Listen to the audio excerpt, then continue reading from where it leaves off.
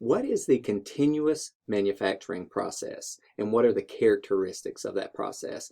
Well, to start with, it's a manufacturing system whereby you produce a definite sequence of product in a predetermined order.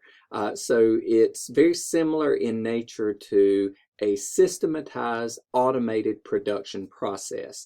That is, it is the opposite of what we call discrete manufacturing, which is where you have a customized or unique process for producing an individual product. Okay, now the primary types of continuous manufacturing are mass production, process production, and again, discrete production.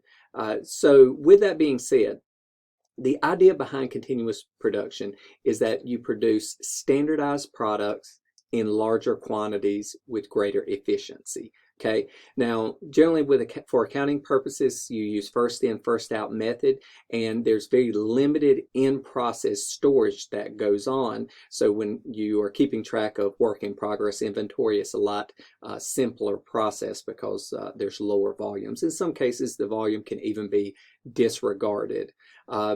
There are very standardized inputs into the process, and each of those inputs are aligned specifically as an input in each particular phase or stage in the sequence of operations. Okay, there is a high focus on labor efficiency there, and in doing so, there is minimum human contact, but it's a constant contact, but minimum human contact with materials that are being loaded through the operations process. So again, an efficiency approach.